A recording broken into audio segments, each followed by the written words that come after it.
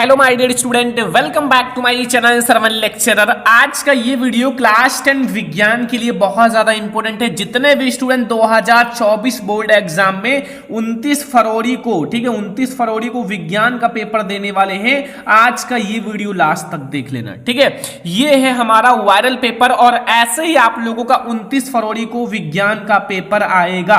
अगर आपने ये पूरा पेपर अच्छे से सॉल्व कर लिया, मैं आप लोगों को सॉल्यूशन के साथ समझाऊंगा, एक एक क्वेश्चन का सॉल्यूशन भी बताऊंगा, तो आप लोग बोर्ड एग्जाम में 95% जरूर स्कोर करोगे 100 में, ठीक है। ये बहुत ही ज्यादा वायरल पेपर है और इसमें जितने भी क्वेश्चन हैं आपको तैयार कर लेना है। आप लोग कोड देख सकते हो 824 ईपी, ठीक है, लेकिन ये हर एक जिले के, कोई भी डिस्ट्रिक्ट से आप हो, कोई भी जिले से हो, आपके लिए बहुत ज्यादा इंपॉर्टेंट पेपर है, ठीक है। सभी स्टूडेंट को देखना है लास्ट तक और विज्ञान में हमें लाना है 95%। तो क्लास 10 विज्ञान 2024 बोर्ड एग्जाम में पेपर देने वाले हैं और 29 फरवरी को आपका विज्ञान का पेपर है, ठीक है। इसमें बहुत ही कम गैप है, इसलिए मैं आप लोगों को वायरल पेपर सॉल्व करा दे रहा हूं ताकि आप लोग आसानी से विज्ञान में 95% स्कोर कर लो 100 में, ठीक है। आपके पास जो समय रहेगा माय डियर स्टूडेंट, वो रहेगा 3 घंटे 15 मिनट का। कितना?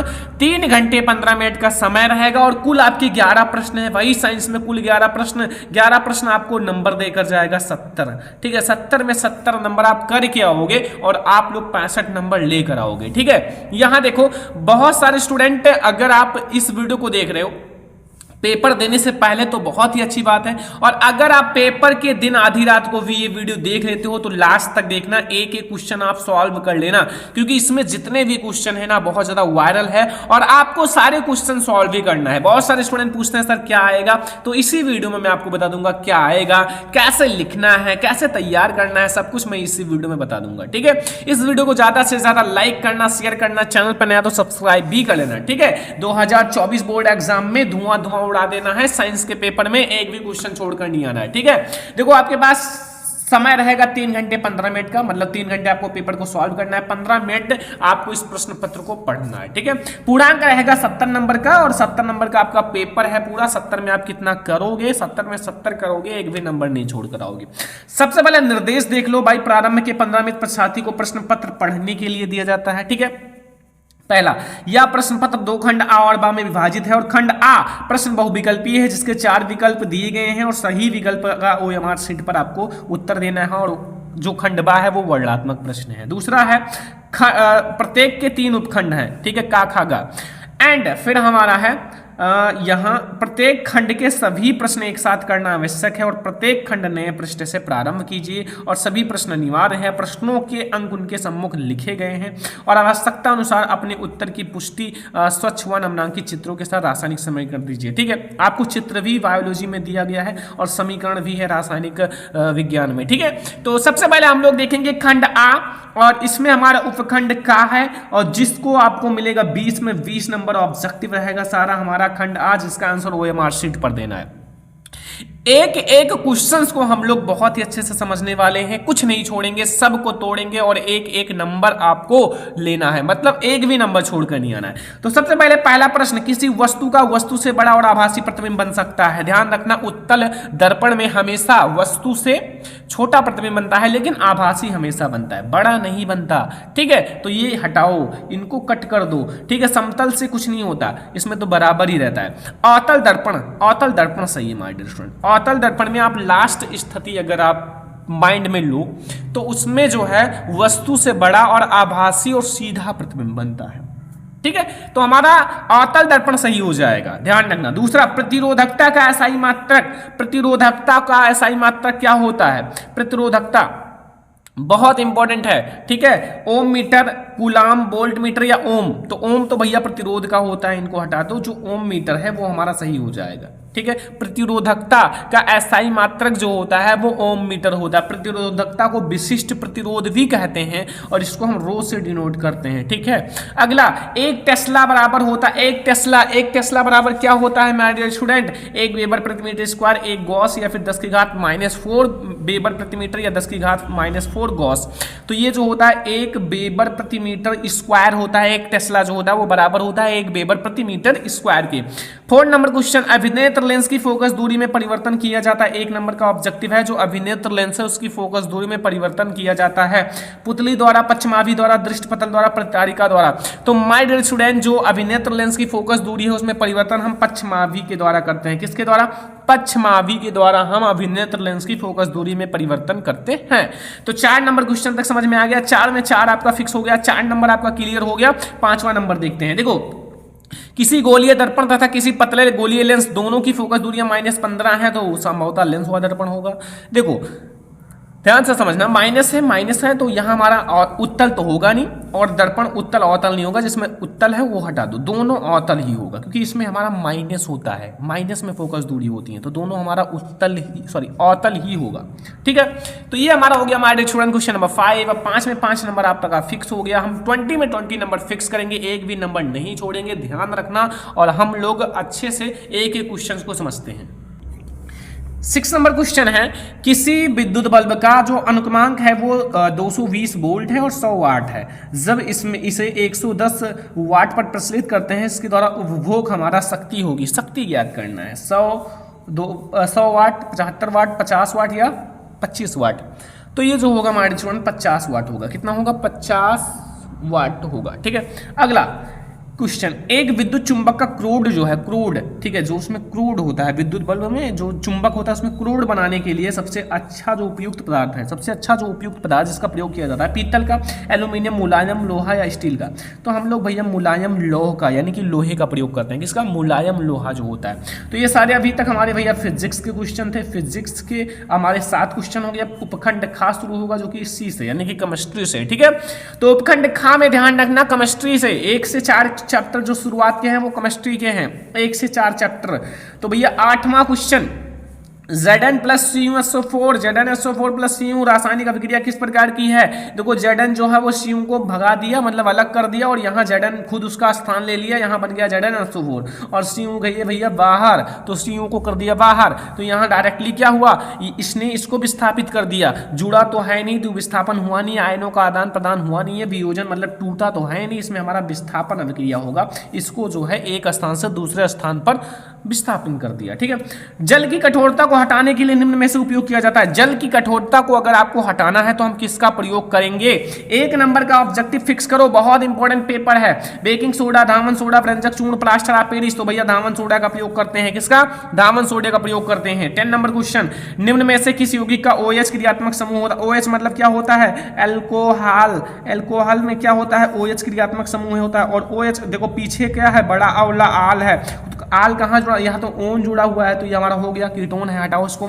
इसमें ओइक जुड़ा हुआ है, तो ये भी नहीं है, ये हमारा कार्बोक्सिलिक समूह है। इसमें अल जुड़ा हुआ है, अल भी नहीं है। ठीक है, अब हमारा यहाँ जो है ये है बी वाला ब्यूटेनॉल, इसमें ऑल जुड़ा हुआ है। क्या जुड़ा हुआ है? बड़ा आ ऑल, तो ये हमारा बी वाला सही है। ठीक है, अगला, श्याम स्वेत फोटोग्राफी में प्रयुक्त होती है। श्याम स्वेत फोटोग्राफी में AgCl, PbNO3 का होल ट्वाइस, FeSO4, CaCO3। तो भैया AgCl का प्रयोग किया जाता है। किसका? ऑप्शन नंबर ए, AgCl का प्रयोग करते हैं। 12 नंबर क्वेश्चन, मुद्रा मिश्र धातु है। मुद्रा में क्या क्या चीजें प्रयुक्त होती हैं? तो उसमें याद रखना, Cu कॉपर 95%, Sn जो है वो 4% और P 1%, यही सही है। ठीक है, क्योंकि हमें 100% है और यही हमारा सही भी, क्योंकि Cu सबसे ज्यादा होता है, कॉपर। अगला, प्रोपेन का आणविक सूत्र C2H6 होता है, तो इसमें आणविक बंध होगा। देखो माय डियर स्टूडेंट, एक तो हमारा कार्बन कार्बन के मध्य हो जाएगा, और 7 हमारा 6 कार्बन नहीं 8 कार्बन है ना, बट जुड़ेंगे तो हमारा आबंध 6 ही ना, क्योंकि 8 है बट हमारा 2 तो अलग से जुड़ा रहता है। तो 6 1 7 हमारा 7 सहसंयोजी आबंध हो जाएगा, 7 सहसंयोजी आबंध हो जाएगा। तो ये हमारे अभी तक केमिस्ट्री के ऑब्जेक्टिव क्वेश्चन चल रहे थे 13 तक। अब हमारे स्टार्ट होते हैं उपखंड गा है, ये गा है। ठीक है, ये हमारा उपखंड गा है, और इसमें हमें क्या करना है? ये हमारा उपखंड गा है, याद रखना। ठीक है, तो इसमें अब हमें बताना है ऑब्जेक्टिव क्वेश्चन बायोलॉजी के, ध्यान रखना। लिखा हुआ है, पुरुष में लिंग गुणसूत्र होता है। जो पुरुष होते हैं, एक स्त्री होती है, एक पुरुष होते हैं। स्त्री में लिंग गुणसूत्र अलग और पुरुष में अलग होता है। देखो कुल आपके गुणसूत्र 46 होते हैं, जिसमें से 2 लिंग गुणसूत्र होते हैं, एक जोड़ी, और 46 में 44 बिल्कुल सेम होते हैं, नो डिफरेंस, बिल्कुल सेम, जिसे कहते हैं फोटोकॉपी। और जो 2 गुणसूत्र होता है उसमें भी एक सेम ही होता है और एक हमारा अलग होता है। ठीक है, जैसे XY जो होता है वो पुरुष में होता है, एक्स वाई गुणसूत्र है, ठीक है। और एक्स एक्स जो होता है वो मादा में होता है, तो इतना याद रखना, अगर मादा में आए तो एक्स एक्स यानी कि स्त्री में एक्स एक्स और हमारा जो नर है उसमें एक्स वाई, ठीक है। अगला, ग्लाइकोलाइसिस की प्रक्रिया संपन्न होती है। ग्लाइकोलाइसिस की प्रक्रिया बहुत इंपॉर्टेंट क्वेश्चन, कोशिका द्रव्य में, राइबोसोम में, माइटोकॉन्ड्रिया में, अंतःप्रद्रव्य जालिका में, तो ये जो होता है वो कोशिका द्रव्य में होता है। ऑप्शन नंबर ए बिल्कुल सही है। 16 नंबर क्वेश्चन, पौधों में कायिक प्रवर्धन के लिए कौन सा भाग अधिक अनुकूल है। अगर पौधों में कायिक प्रवर्धन करना है तो कायिक प्रवर्धन के लिए कौन सा भाग सबसे अच्छा है, तना, जड़ या पत्ती या कलिका। तो भैया अगर कायिक प्रवर्धन करना है तो सबसे अच्छा जो माना जाता है वो तना ही माना जाता है, क्या, जो तना होता है, ठीक है। तो ये हमारे 16 क्वेश्चन हो चुके हैं, अभी भी हमारे 4 क्वेश्चन हैं, 16 में 16 हम लोगों ने फिक्स कर लिया, अभी हमें 4 क्वेश्चन और देखना है क्योंकि हमें ऑब्जेक्टिव 20 में 20 नंबर फिक्स करना है, ठीक है। तो चलो देखते हैं 17 नंबर क्वेश्चन। 17 नंबर क्वेश्चन, निम्न में से कौन मानव में मादा जनन तंत्र का भाग नहीं है। कौन सा है जो मादा जनन तंत्र का भाग नहीं है, अंडाशय, शुक्रवाहिका, गर्भाशय, डिंबवाहिनी। तो इन चारों में से जो है मादा जनन तंत्र का भाग नहीं है वो कौन सा है, तो इसमें जो है शुक्रवाहिका जो है वो मादा जनन तंत्र का भाग नहीं है, ये एक मेल रिप्रोडक्टिव सिस्टम है यानी कि नर जनन तंत्र का भाग है, ठीक है। तो ये हमारा सही हो जाएगा। अगला क्वेश्चन, मनुष्य में शुक्राणु में ऑटोसोम की संख्या कितनी होती है। ऑटोसोम, अब बहुत सारे स्टूडेंट कहेंगे सर ऑटोसोम जो है, देखो आपका 2 तो लिंग गुणसूत्र होता है, उसको निकाल के आपका 46 में से 2 माइनस करो 44, जो ये 44 होता है ना ऑटोसोम होते हैं, ऑटोसोम गुणसूत्र, ठीक है।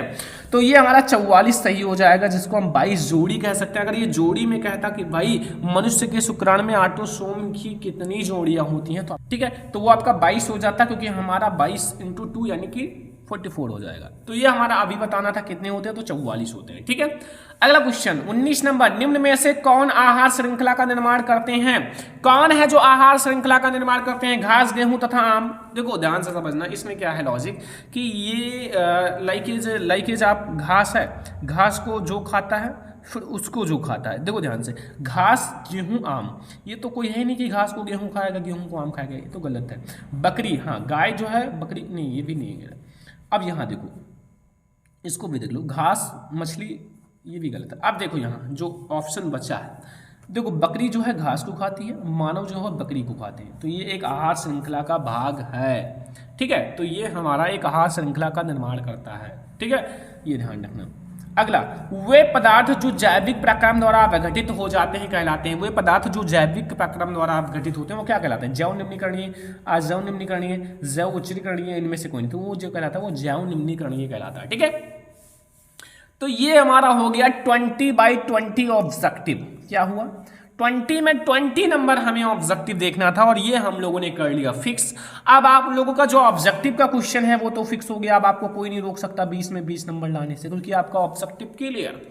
अब आपको कोई टेंशन नहीं लेना है ऑब्जेक्टिव का, और आप लोगों को ये सारे ऑब्जेक्टिव तैयार कर लेने हैं। मैंने आपको सोल्यूशन भी बता दिया है अच्छे से, एक एक का उत्तर भी बता दिया है।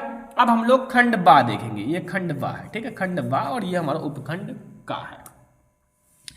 देखो इसमें हमारा उपखंड का जो होगा वो सारे फिजिक्स से होंगे। जैसे आपने ऑब्जेक्टिव में पहले क्या देखा था, PHYSICS फिजिक्स, अब हम इसमें भी पहले फिजिक्स देखेंगे। अब देखो सबसे पहला आ वाला, समांतर क्रम में जुड़े 3 प्रतिरोधकों का तुल्य प्रतिरोध की सूत्र का निगमन कीजिए। आप लोगों ने पढ़ा होगा एक समांतर क्रम संयोजन। समांतर क्रम का मतलब क्या होता है, देखो 1/R जो होता है वो बराबर होता है, दिख नहीं रहा है, देखो भाई 1/R1 + 1/R2 + 1/R3, ऐसे बहुत दूर तक ले जा सकते हो जितने प्रतिरोध हों। तो इस समांतर क्रम सूत्र का आपको निगमन करना है। सूत्र कैसे आया वो बताना है। भाई आप लोगों को विद्युत चैप्टर पढ़ाया गया है, बहुत बार इसको पढ़ाया गया, अलग से भी पढ़ाया गया, नहीं पढ़ोगे आपकी गलती है। अगर आपको पढ़ना है समांतर क्रम संयोजन बाई सरमन लेक्चर सर्च कर लो, आ जाएगा। तो ये हमें देगा 4 नंबर, कितना देगा, 4 नंबर, जो कि बहुत ही ज्यादा इंपॉर्टेंट क्वेश्चन है, ठीक है। अगला दूसरा, लेंस के प्रथम फोकस एवं द्वितीय फोकस की परिभाषा दीजिए। लेंस में एक F1 होता है यानी कि प्रथम फोकस, एक F2 होता है द्वितीय फोकस। एक उत्तल लेंस द्वारा किसी वस्तु के प्रतिबिंब बनाने का किरण आरेख खींचिए जब वो वस्तु 2F यानी कि केंद्रक पर 2F पर यानी केंद्रक ही होगा, F का दोगुना रखी हो, तो ये तो बहुत आसान है। ठीक है, इधर आप 2f पर रखोगे 2f पर ही बनेगा, 2f1 या लेंस है तो 2f1 पर रखोगे 2f2 पर बनेगा, मतलब केंद्रक भी केंद्रक पर ही बनता है। ठीक है, और बराबर ही बनेगा, अगर वो 5 मीटर है तो वो भी 5 ही मीटर होगा। तीसरा बहुत इंपॉर्टेंट क्वेश्चन, मानव नेत्र के प्रमुख भागों का वर्णन कीजिए, किसी वस्तु का मानव नेत्र से प्रतिबिंब बनने की किनारे कीजिए। 4 नंबर, भाई 4 नंबर के क्वेश्चंस हैं और 4 नंबर आपको देकर जाएंगे, बहुत ही ज्यादा इंपॉर्टेंट सारे क्वेश्चंस हैं। ठीक है, अब हमारा 6 नंबर का क्वेश्चन आता है, 6 नंबर का। ठीक है, तो ये 4 नंबर के सारे क्वेश्चंस हो गए 12 नंबर के। अब देखो हमारा एक 6 नंबर का आएगा, उसमें आपके ऑप्शन होगा, पहला नहीं आता दूसरा करो। देखो 1 मीटर लंबाई के एक धारावाही चालक में 1 एम्पियर विद्युत धारा प्रवाहित हो रही है, इसे 2 न्यूटन एम्पियर मीटर के चुंबकीय क्षेत्र में रखा गया है। धारावाही चालक पर कार्यरत बल की गणना कीजिए। पहला, यदि जो है चुंबकीय क्षेत्र लंबवत हो, दूसरा समांतर हो, तीसरा 60 डिग्री का कोण बनाता हो। ठीक है, तो अगर आप इन तीनों को कोणों को रखोगे, ठीक है, तो ये हमारा बिल्कुल सही हो जाएगा। देखो अगर लंबवत है तो 90 डिग्री का कोण बनाएगा, समांतर है तो 0 डिग्री का कोण, तो यही रख दो वैल्यू, सब कुछ आसान है। ठीक है, तो ये हमारा 8वां आपको नहीं आता तो ये करो। विद्युत धारा के चुंबकीय प्रभाव से आप क्या समझते हो? एक लंबे सीधे धारावाही चालक पर उत्पन्न चुंबकीय क्षेत्र की गणना कीजिए, वह किन किन बातों पर निर्भर करता है, चुंबकीय क्षेत्र की तीव्रता का नियम लिखिए। तो ये हमारा हो गया हमारे स्टूडेंट उपखंड का, यानी कि फिजिक्स। अब हमारा खा स्टार्ट होता है केमिस्ट्री, उपखंड खा। सबसे पहले देखो 2 नंबर का आपका 2 क्वेश्चन रहेगा, 4 नंबर मिलेगा। धावन सोडा बनाने की विधि, 2 उपयोग। धावन सोडा जो है उसको बनाने की विधि बताना, उसका 2 उपयोग लिखना है, 2 नंबर मिल जाएगा। और दूसरा है प्रतिस्थापन अभिक्रिया, 2 नंबर। प्रतिस्थापन अभिक्रिया जो है आपका उस पर 2 नंबर मिल जाएगा, प्रतिस्थापन अभिक्रिया। ठीक है, तो ये भी हमें 4 नंबर देकर जाएंगे, 2 क्वेश्चन और बहुत इंपॉर्टेंट है। अब हमारा 6वां है, निम्न का यौगिक संरचनात्मक सूत्र लिखिए। सूत्र लिखना है, संरचना सूत्र लिखिए। देखो 2 नंबर, प्रोपेन 2ऑल और 2 हाइड्रोक्सी प्रोपेनोइक अम्ल। ठीक है, अब देखो ये बी वाला है, ये भी आपको 2 नंबर मिलेगा। देखो उदाहरण सहित खनिज तथा अयस्क की परिभाषा बहुत आसान है। उदाहरण सहित खनिज और अयस्क की परिभाषा बहुत बार पढ़ाया गया, ऐसा नहीं है कि नहीं पढ़ाया गया, बहुत बार पढ़ाया गया। चैप्टर में भी पढ़ाया गया है, अलग से भी पढ़ाया गया है। अब आपने नहीं पढ़ा, आपकी गलती है, आप पढ़ो अच्छे से। ठीक है, टाइम आपके पास अभी भी है। जितने क्वेश्चंस बता रहे हैं आप सॉल्व करना, ट्राई करना, आप कितना कर पाते हो कितना नहीं कर पाते हो। ऑब्जेक्टिव क्वेश्चन ऑलरेडी मैंने आपको सॉल्व करा ही दिया है। अब जो बच्चे हैं आपके उपखंड का खा गए, यानी कि खंड बा के ही बचे हैं, तो उसको आप ट्राई करना। अब देखो, अब हमारा आता है 6 नंबर वाले क्वेश्चन। ठीक है, केमिस्ट्री का, जो हमारा उपखंड खा है। निम्नलिखित पर टिप्पणी लिखिए। पहला, कार्बनिक यौगिकों में योगात्मक अभिक्रिया, सूचक, और तीसरा है हाइड्रोकार्बन का आयुगेशी नामकरण। तो इन 3 पर अगर आप टिप्पणी लिखोगे तो 1 का आपको 2 नंबर मिलेगा, 2 का 4 नंबर, 3 का 6 नंबर। तो 6 नंबर आपको 6 मार्क्स तुरंत मिल जाएगा, कोई नहीं काट सकता। और अगर आपको नहीं आता, ये बहुत आसान है भाई, धातुओं की सक्रियता श्रेणी या विद्युत रासायनिक श्रेणी मैंने बहुत ही बार पढ़ा रखा है, बहुत बार। और हाइड्रोजन से अधिक सक्रिय एवं दूसरा कम सक्रिय एक ऐसे धातु का नाम लिखिए। बहुत आसान है, जो हाइड्रोजन के ऊपर है Fe जो है वो ज़्यादा है, और जो नीचे है लाइक Cu जो है वो कम है। ठीक है, तो ये हमारा हो गया माय डियर स्टूडेंट सारे केमिस्ट्री के। अब ये हमारे स्टार्ट होते हैं उपखंड गा वाला। ठीक है, देखो जो हमारे बायोलॉजी है, ठीक है, यहाँ हमारा उपखंड गा है। ठीक है, ध्यान रखना, प्रिंटिंग में थोड़ा मिस्टेक है। देखो, पुष्प के बीजांड का स्वच्छ नमनांकित चित्र बनाइए। ठीक है, पेपर में भी ऐसे हो सकता है मिस्टेक, ध्यान रखना। ठीक है, तो पुष्प के बीजांड का आपको स्वच्छ चित्र बनाना है, 4 नंबर मिल जाएगा। बीजांड का फिगर मैंने बता रखा है, बायोलॉजी जब मैं सारे फिगर एक साथ बता रहा था तो बहुत सारे फिगर कराया था। ठीक है, मैंने आपको नर जनन तंत्र, मादा जनन तंत्र, उत्सर्जन तंत्र, सारे फिगर मैंने एक साथ बता रखा है। आप देखे होंगे वीडियो, बहुत जल्द आपको 1 दिन पहले ही दिया गया है। तो ये 4 नंबर हो गया। ग्रीन हाउस प्रभाव पर टिप्पणी लिखिए। जो ग्रीन हाउस के कारण क्या प्रभाव पड़ता है, इस पर भी 4 नंबर मिल जाएगा।